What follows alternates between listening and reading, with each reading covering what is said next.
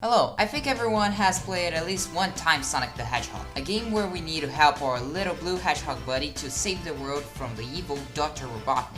I am a big fan of Sonic's games, and I'm looking forward to have each one of them. So today we are going to go through every Sonic the Hedgehog game for the Sega Saturn, not including fan-made games for the console. Sorry Sonic's dream. But before we get into it, please like and subscribe to see more content like this. Now, without further ado, let's go through the Sega Saturn era. I'm not sure if you ever heard about this console, but it's funny the fact we've never got a Nintendo Earth.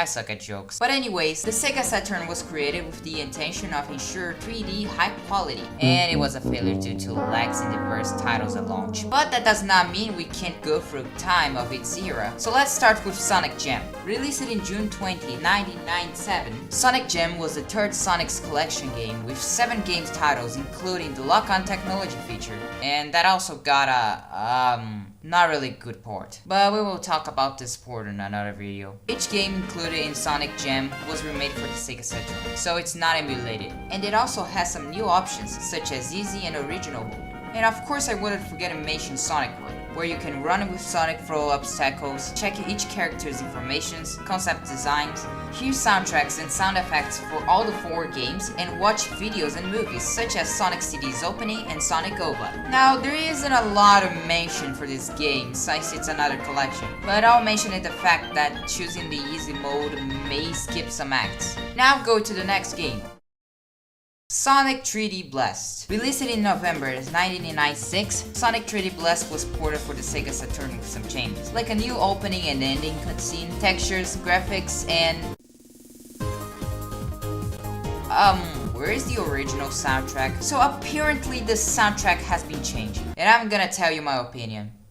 I did not like it. Although there are some exceptions like the final fight and Green Grove Act 1. Doesn't that remind you of something? And the game over music.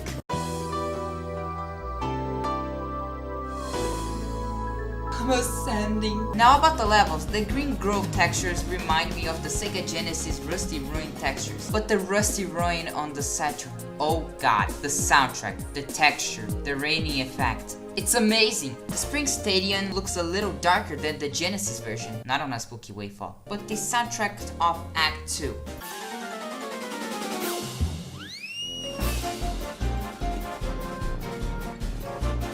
What is this? Just reminding, it's my opinion, I respect yours. Go to Diamond Dust. Oh wow, the soundtrack really gives me a Christmas vibe and the snowing effect. I like this level. Volcano Valley. The music is definitely better than the Genesis version, but a bit dramatic. And the textures are really good. Gene Gadget. The design makes it actually look like it's something made by Dr. Robotnik. And the soundtrack reminds me of Metallic Madness on the Bad Future. And you know what? I take that back, the music's amazing! But there are still exceptions for Panic Puppet's design is better than the Genesis in my opinion, and the soundtrack gives me N+ vibes. And finally onto the final fight. As I mentioned it before, that's probably one of my favorite boss soundtracks, and there is an actual background unlike the Genesis one.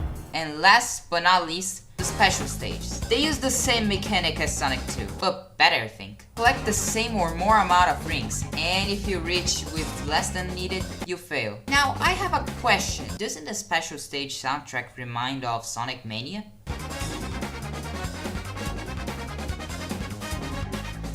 I think the game is really improved, since most of the people say that the Sega Saturn version is better, and I agree with them on most occasions. But if it had a save feature, I think it would have been one of my favorite Sega Saturn Sonic games. Now onto the last Sonic game.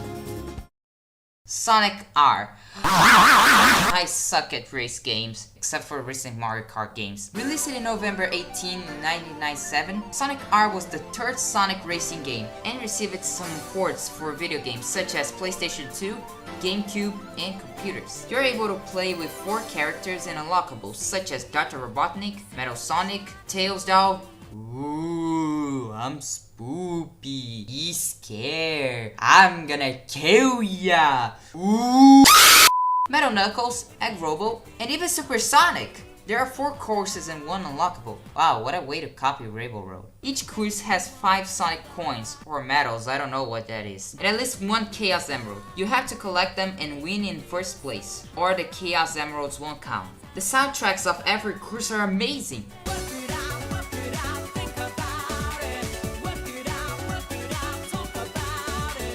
Another one being reused in Sonic Speed Simulator. Oh yeah, if you need a little tutorial to unlock these characters, here it is. To unlock Dr. Robotnik, you need to beat the game. For Metal Sonic, Tails Doll, Metal Knuckles, and Egg Robo, you need to win in first place on a race against them after collecting 5 Sonic tokens on each course. And for Super Sonic, you just need to collect all the Chaos Emeralds. Honestly, I think this is the best Sonic racing game ever. Despite the fact I'm not using the controls, it's still an amazing game. I even beat the game once years ago. And of course I tried the Tails doll thingy. So I think it's worth it. I wanna apologize about me not giving much information about the levels, principally on Sonic R. I'm not really the type of person that likes to describe a lot of the levels. I thought it was fun making this video. Thank you for watching and I hope to see you on the next video. Bye!